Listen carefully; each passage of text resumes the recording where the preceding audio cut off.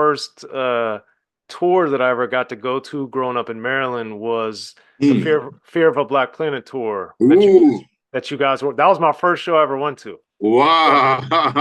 My dad took a couple of my boys and I to that show and dropped us off, and because we weren't old enough to drive yet, but that was such a phenomenal show, and Digital Underground in particular. I remember because it was you guys, it was Digital Underground, Public Enemy, because they had a few different rotating people, Hmm. but we had Public Enemy, Digital Underground, Heavy D and the Boys, Kid and Hmm. Play, and Chill Hmm. Rob G. Mm. And then Chris Thomas was the MC, the Mayor of Rap City. Right, I remember that show now. You said you threw Chris Thomas in there. I remember that because he rode on the bus with us to the next town. Wow, you just took me back. Thank you. I feel old as shit. Thank you for that song. Well, shout Wow. out Chris Thomas. I got a great interview with him. If you haven't seen it, there's a link. But Okay. the thing I remember about that show in particular with Digital Underground was two things. One, I remember the dolls that you guys had uh, on stage, like the inflatable dolls. Right. Also again ahead of your time because Right. as we see. But with the fun aspect of it, do you remember the conversation or why you guys decided to have these props, these inflatable dolls that you then would like kind of discard or throw away? Like, what was that about? Those were our groupies, man. We might have been inflatable dolls to you, but those, no, like I said, coming from a performance arts background in Berkeley and stuff, theater was important, and to bring some theater because we didn't have big budget, we didn't have all that stuff. So a lot of the stuff that we brought to arenas was actually our nightclub act, and we just kept doing our nightclub act at the arenas, and that was kind of different. But the idea of props and things of that nature were out of necessity to try to create a good show. And we used to throw out party packs. I don't know if you even caught one. We used to throw out these little Ziploc bags, little small sandwich baggies that would have like a noisemaker thing, a condom, some chewing gum, and things of that nature, and throw it out to the crowd. It was kind of an interactive thing, which was ahead of our time, uh, uh, but right on time. And so the audience could participate. And we learned to bring stuff that we did at the club to allow the audience to participate to the arenas. And it was, so you were watching a show that really came and was developed from an intimate setting. And we didn't know how it would translate in arenas and things like that. But earlier that year, we had done the Big Daddy Kane tour. So we did see it work. And being out there with PE, Chuck and them, man, at that time when they were getting all that flack and all that stuff in the news, dealing with different stuff. And then Heavy D, which that particular tour was the tour where Triple T Roy fell off the roof of the arena in Indiana. Yeah, that Uh, was like three. I think it was three shows after the Maryland show that mm, I was at. So yeah, I saw one of his last shows. yeah, and just I mean, and heavy and Dwight, Heavy D being he's a beautiful cat. That tour was really really fun in a lot of different ways. One of it was kind of scary and different though because we were offered the Hammer tour to go out, and it was between the Hammer tour and the Public Enemy tour. Now the Hammer tour was, for lack of better words, was first class everything, and it was like kind of it wasn't registered as a rap tour, it was registered as an R&B tour because I think he brought out In Vogue and some of the group to be with it. So back in those days, right, insurance for a rap tour would be like for a promoter would be like $1 something additional per seat up in there, where an R&B tour or a jazz tour would be 35 cents a seat for insurance or whatever. So, the Hammer tour was secured all through the country, everything, but the PE tour, like every other night, you would hear, "What are we going to be? Is it going to be a show tomorrow night?" Like we didn't know.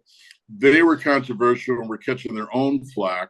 Um, and stuff. So that tour, we felt like we were more supporting the message, the power, and the things that Chuck and them were promoting, and we felt more down with a cause, and that's why we did that tour.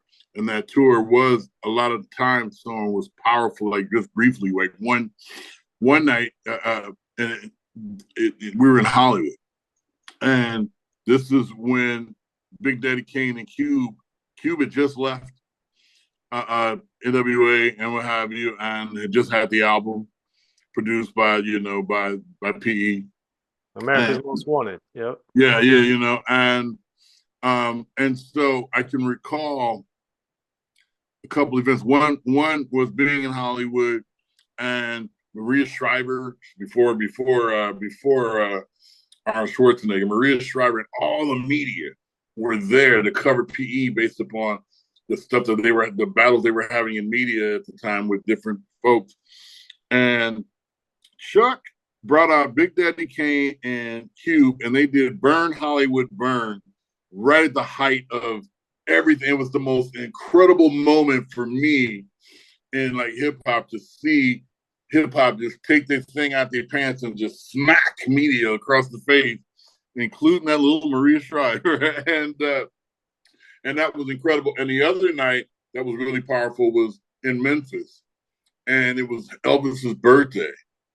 And Elvis was a hero the most and all that. And I was like, we were kind of concerned. I was kind of concerned that, man, these hillbillies are going to hang Chuck or there's going to be some shit.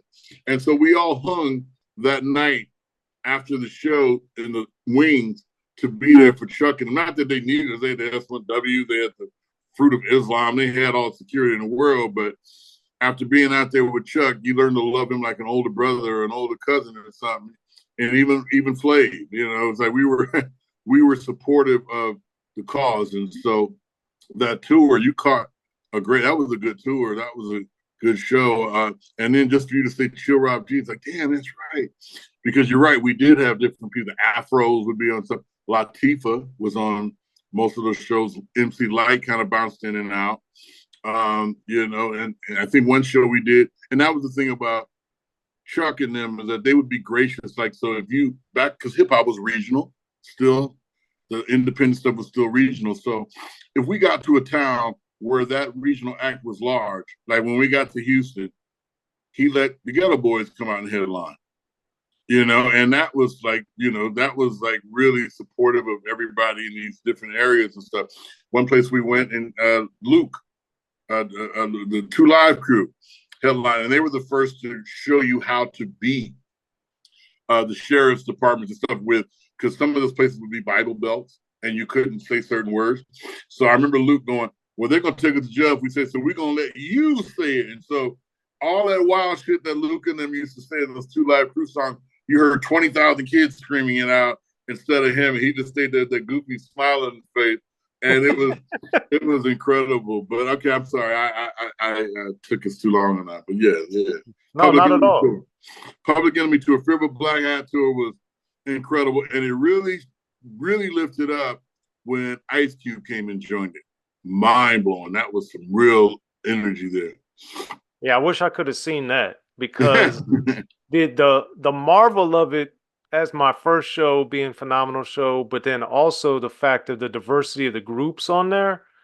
Of course, most of them, other than you guys, really, Chirab G from New York, but the sound, the style, the different presentations, it was just so diverse. And it really makes me disappointed that we haven't had that in 25 years in rap. But that being said, you talked about the touring and supporting each other and the brotherhood and different types of things. What did you realize or understand or learn that you were able to apply, or different perspectives you gained by being on the Fear of a Black Planet tour? Oh, speaking up for yourself and sticking to your guns with certain stuff, and how to unite and be supportive. It was so cool. I mean, for a while you have Professor Griff out there, who may in size been the smallest guy on the whole tour, but every time you saw, how you doing? You all right? You good? You all right? You all right? You all right? It's like, somebody bother you? Where are they at? Let's go get them. He was that dude. He was ready to set it off at all times. I loved him, but more importantly, it was because it almost seemed like the world, the kids were into it. it was all that, but then you did feel the pushback from establishments, certain agencies, police and stuff, especially stuff like that. And it really taught you how to unite, come together, feel good about being around each other, looking forward to it each day. And that's something that really had, or really wasn't something that was in your face every day in your communities. A lot of times the communities were, some communities, sure, but everywhere, where maybe we would be fighting against each other and, certain stuff like that. You learned that that's not what it's about. It was just basically, like I said, a uniting kind of a thing. And we united because parents and others didn't like this music, and and we knew it was our job to do it, and we all stuck together. I mean, I missed that. I did, I did miss, and I do miss the idea of unity amongst people, all kind of going for. Everybody had their own audience, like you said. It was different. We had our fans. Heavy D, I would say, on that tour, Heavy D might have been the one act that really appealed to the black folks, like, to the folks that were coming out. Um, they were the more commercialized group, with the big guy dancing and moving and being dope on the mic. I mean, he was incredible. But Public Enemy, honestly, when we would be on those tours, I can recall a lot of times the audience would dissipate and would leave, and you would be basically kind of left the majority of all the other folks sitting there watching Public Enemy, taking in the message, taking in that stuff, and and so it was, you did see where the audience, who they liked, what they liked, and you could understand why to a degree. But I mean, because Chuck and them was preaching and Well, telling you the real deal, yeah. it's funny you say that because I did ask Chuck D this a couple years ago, but in Maryland, it was at the Capitol Center in Landover, Maryland, and I remember uh, that venue held more than 18,000 people, and it was sold out. And including the people working there, if there were 10 white people in there, I'd have been shocked because one of them was one of my friends that came with us. And then there was literally, it was all black except Okay, maybe 10 people. right. And no one left at any point of the show. We got there early. We didn't have good seats, so we weren't close enough to get your party pack, sadly. But nah, they were there the whole time.